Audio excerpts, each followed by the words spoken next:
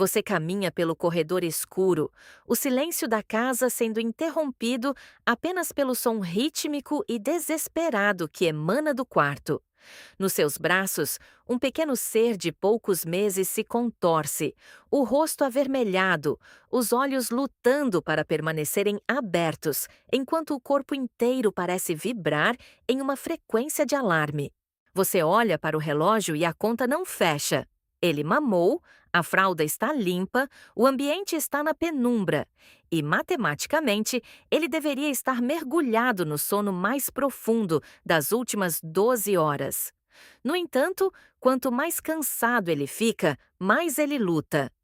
Existe um mito persistente, uma falha de software na interpretação parental, que diz que o sono é uma entrega passiva, um botão de off que simplesmente falha por birra ou manha.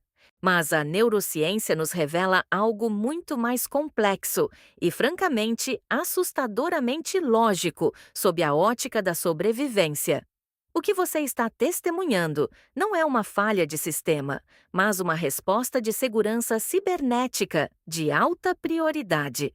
Para entender por que seu bebê parece lutar contra o sono, precisamos abrir o capô desse hardware biológico que ainda está em fase de montagem. O cérebro humano nasce com cerca de 100 bilhões de neurônios, mas a conectividade entre eles é um emaranhado de cabos soltos e conexões Wi-Fi instáveis. Enquanto você vê um bebê exausto que não quer dormir, o tálamo dele, o grande roteador de informações sensoriais, está sendo bombardeado por sinais de fadiga que ele ainda não sabe processar. Imagine que o sistema operacional do bebê está tentando rodar um programa pesado de atualização de sistema, o sono, mas o firewall de sobrevivência detecta uma queda de energia iminente e interpreta isso como uma ameaça externa. A grande ironia biológica é que, no estado de exaustão extrema, o cérebro entra em um estado de hipervigilância. Quando o bebê ultrapassa a chamada janela de sono, o hipotálamo, que deveria estar enviando comandos para a glândula pineal liberar melatonina, entra em curto-circuito. Em vez do hormônio do relaxamento, o sistema dispara o protocolo de emergência do eixo HPA, hipotálamo pituitária adrenal. O resultado é uma inundação química de cortisol e adrenalina. É como se, no exato momento em que o computador precisa desligar para não queimar a placa-mãe, o processador decidisse rodar um script de overclocking. O bebê não está apenas acordado, ele está quimicamente impedido de relaxar. O cortisol atua como um estimulante de alta potência, bloqueando os receptores de adenosina, a molécula que acumula a pressão de sono ao longo do dia. Essa resistência frenética é um resquício evolutivo de quando dormir em excesso ou no momento errado significava vulnerabilidade total a predadores. Para o sistema límbico do seu filho, a exaustão profunda é lida como estamos em perigo e não podemos apagar. O choro agudo que você ouve não é um protesto contra você, mas o som de um processador fritando sob uma carga de processamento que o hardware ainda não consegue gerenciar. Os pais frequentemente sentem uma culpa esmagadora nesse momento, sentindo que falharam em ensinar o bebê a dormir, quando, na verdade, estão apenas observando um sistema biológico, tentando desesperadamente encontrar o equilíbrio entre a necessidade de restauração e o medo instintivo da desconexão. Estamos lidando com um algoritmo de sobrevivência que prioriza a vigília sob estresse, ignorando que, no mundo moderno, o berço é o lugar mais seguro da Terra. O bebê não sabe que o leão não vai entrar pela porta do quarto. Ele só sente a descarga de adrenalina que diz: mantenha o sistema ligado a qualquer custo. Para mergulharmos no núcleo desse processamento, precisamos olhar para as universidades de elite, onde pesquisadores de Harvard e Stanford mapeiam o que chamamos de arquitetura do sono infantil. O que acontece dentro do crânio do seu bebê é um fenômeno de neuroplasticidade acelerada. O sono não é um estado de repouso absoluto, mas um laboratório químico de alta intensidade. Enquanto ele luta nos seus braços, o cérebro está tentando gerenciar um ciclo que envolve o núcleo supraquiasmático, NSQ, o nosso relógio mestre. Nos primeiros meses de vida, esse chip ainda não está sincronizado com o ciclo circadiano de 24 horas. Ele opera em um ritmo ultradiano, fragmentado, o que significa que o bebê vive em um estado de jet lag permanente. Quando a exaustão atinge o pico, ocorre uma falha na homeostase sináptica.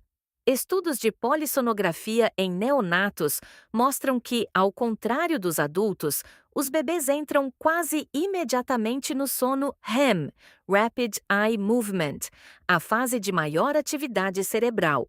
Isso consome uma quantidade absurda de glicose. Quando o bebê está exausto e não consegue desligar, o córtex pré-frontal, a região responsável pela regulação emocional e lógica, é literalmente sequestrado pela amígdala. Biologicamente, ocorre uma tempestade de neurotransmissores excitatórios. O glutamato, o principal neurotransmissor estimulante do sistema nervoso central, começa a circular em níveis tóxicos para o relaxamento. É aqui que a metáfora do curto-circuito se torna realidade biológica. O excesso de glutamato mantém os canais de cálcio dos neurônios abertos, impedindo que a célula alcance o potencial de repouso necessário para o início do sono NREM, o sono profundo restaurador. É preciso entender que o cérebro do bebê é experiência dependente. Cada segundo que ele passa acordado em estado de hiperestimulação, ele está fortalecendo vias neurais de alerta. Pesquisas do Center on the Developing Child, de Harvard, explicam o conceito de toxic stress em doses homeopáticas. Quando o cortisol permanece alto por muito tempo, devido à luta contra o sono, ele começa a interferir na mielinização, o processo de isolamento dos fios, axônios, do cérebro. Se o bebê não dorme, a comunicação entre o hemisfério direito e esquerdo sofre um delay. Por isso, aquela agitação motora descoordenada, os braços que batem, as pernas que chutam, é um sinal físico de que o sistema motor está disparando sinais aleatórios, porque o centro de controle está sobrecarregado e sem energia para manter a inibição motora. Além disso, temos a questão da barreira hematoencefálica e a regulação da adenosina. Durante o dia, a quebra de ATP, energia celular, gera adenosina. Em adultos, níveis altos de adenosina garantem um desligamento suave. No bebê, o sistema de receptores de adenosina é imaturo. Se ele passa do ponto, o cérebro interpreta o acúmulo dessa molécula não como um sinal de descanso, mas como uma falência sistêmica iminente. Para evitar o que ele percebe como um colapso, ele libera noradrenalina, o neurotransmissor da luta ou fuga. É por isso que, de repente, após uma hora de choro e exaustão, seu bebê parece ganhar um segundo fôlego e começa a rir ou a ficar extremamente alerta. Não é que ele não tenha mais sono, é que ele está sob o efeito de um doping biológico endógeno. O sistema está rodando em modo de segurança, consumindo as últimas reservas de energia para manter a consciência, um mecanismo que em nossos ancestrais garantia que um bebê cansado não seria deixado para trás durante uma migração ou ataque. Você está lutando contra milhões de anos de engenharia de preservação da vida. Essa inundação neuroquímica não é apenas um evento isolado no tempo. Ela é a fundação sobre a qual o edifício do vínculo afetivo está sendo construído. Quando você segura seu bebê nesse estado de colapso, a sua própria biologia entra em ressonância com a dele. É o que a neurociência chama de corregulação. O sistema nervoso do bebê, sendo um hardware incompleto, utiliza o seu córtex pré-frontal como uma extensão externa para processar o estresse. Através do contato pele a pele e do tom de voz grave e constante, ocorre uma transmissão de dados invisível. O seu nervo vago envia sinais de segurança que tentam hackear o sistema de alerta dele. Se você se desespera e a sua própria adrenalina sobe, os neurônios espelho do bebê captam essa frequência, confirmando o diagnóstico do sistema dele de que o ambiente é hostil, criando um feedback loop de ansiedade que pode reverberar na saúde mental da família por meses. O impacto de entender essa luta sob a ótica científica é a dissolução imediata da culpa parental. Quando você compreende que o choro e a resistência não são uma rejeição ao seu cuidado, mas uma falha de sincronização no processamento de dados do tálamo, o peso de não saber o que fazer é substituído pela clareza técnica. A privação de sono dos pais, frequentemente usada como método de tortura em contextos de guerra, desativa a sua própria capacidade de empatia e lógica. Ao validar que você está lidando com um sistema biológico em overclocking, você permite que sua mente saia do modo reativo e entre no modo de suporte técnico. A saúde mental da família depende dessa mudança de perspectiva. Você não está falhando em fazer seu filho dormir. Você está servindo de porto seguro enquanto uma tempestade química de cortisol se dissipa no cérebro dele. A longo prazo, a forma como lidamos com essas crises de resistência ao sono molda o set point do sistema de resposta ao estresse da criança. Estudos longitudinais mostram que bebês que recebem coregulação consistente durante esses episódios desenvolvem uma amígdala mais resiliente e um hipocampo, o centro da memória e aprendizado, mais denso. O sono é o momento em que a limpeza de cache cerebral acontece através do sistema linfático, eliminando subprodutos metabólicos e consolidando as sinapses do que foi aprendido durante o dia. Cada vez que você ajuda seu bebê a navegar por esse deserto de adrenalina e finalmente alcançar o sono, você está otimizando o algoritmo de aprendizado dele. Você está ensinando ao cérebro dele que, após o caos químico da exaustão, existe um caminho seguro de volta para a homeostase. O vínculo é fortalecido não no silêncio do sono, mas na turbulência da resistência. É nesse campo de batalha neurobiológico que o bebê aprende a confiar que, mesmo quando o seu próprio corpo parece estar em chamas e o sono parece um abismo perigoso, existe uma figura de apego que mantém a infraestrutura estável. Essa segurança se traduz no futuro em uma maior capacidade de autorregulação emocional e uma menor incidência de distúrbios de ansiedade. O que parece ser uma noite perdida e um cansaço avassalador é, na verdade, uma sessão intensiva de treinamento para o sistema nervoso. Você está instalando as linhas de código que permitirão que, daqui a alguns anos, essa criança consiga lidar com as pressões do mundo sem entrar em colapso. O sono é o destino, mas a coregulação durante a luta é o processo de engenharia mais vital da infância. É fundamental compreender que, embora a neurociência explique a mecânica da resistência, existe uma fronteira clara entre o desenvolvimento esperado e o alerta clínico. Se o seu sistema biológico, o bebê, apresenta uma resistência que ultrapassa a barreira da exaustão comum e entra no território de apneias, roncos persistentes ou terrores noturnos extremos, o hardware pode estar enfrentando obstruções físicas ou distúrbios metabólicos que exigem a intervenção de um especialista, o neuropediatra ou o otorrinolaringologista.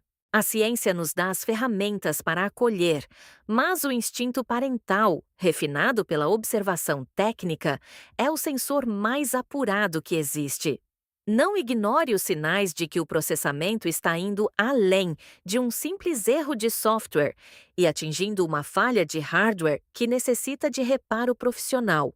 O que vivenciamos nessas madrugadas de luta não é um fracasso, mas o testemunho de uma vida que está aprendendo a se desligar de um mundo fascinante. O bebê resiste porque o cérebro dele, em sua imensidão de novas conexões, ainda não compreende que para continuar crescendo, ele precisa primeiro parar. Ao segurá-lo enquanto o cortisol finalmente cede lugar à melatonina, você está realizando o ato mais profundo de amor que a biologia permite, ser o regulador de uma alma que ainda não sabe se regular. Você é o ritmo cardíaco que acalma o caos, a temperatura constante que sinaliza que o perigo passou e o filtro que traduz o barulho do mundo em um silêncio seguro. O sono finalmente virá, não como uma rendição, mas como um porto alcançado após uma tempestade química necessária para o amadurecimento. Ao fechar os olhos do seu filho, você está permitindo que o cérebro dele organize os gigabytes de informação coletados durante o dia. As cores, os sons e o seu rosto estão sendo agora gravados no disco rígido da memória de longo prazo, transformando experiências voláteis em estrutura neural permanente. Essa luta, por mais exaustiva que seja para você, é o sinal de um sistema nervoso vibrante e intensamente conectado com a realidade. Você sobreviveu a mais um ciclo. A casa silencia, o peso do corpo dele relaxa contra o seu e a respiração torna-se rítmica, sinalizando que a atualização do sistema foi concluída com sucesso. O vínculo foi reescrito, a segurança foi reafirmada e a biologia cumpriu seu papel. Mas, enquanto o silêncio reina agora, um novo mistério se prepara no horizonte do desenvolvimento. O que acontece quando esse mesmo cérebro, que agora parece ter encontrado a paz, começa a projetar imagens, sombras e narrativas complexas durante a noite? Porque, de repente, o porto seguro do berço se torna o cenário de medos que o bebê ainda não consegue nomear. No próximo vídeo, vamos abrir a caixa preta dos sonhos e pesadelos infantis. Vamos descobrir como a imaginação nasce de um processo de limpeza sináptica e por que o seu filho acorda gritando no meio da noite, mesmo quando o dia foi perfeito. O cérebro nunca para de processar, e o que acontece enquanto eles sonham pode ser mais revelador do que qualquer coisa que façam enquanto estão acordados. Nos vemos na próxima fronteira da mente.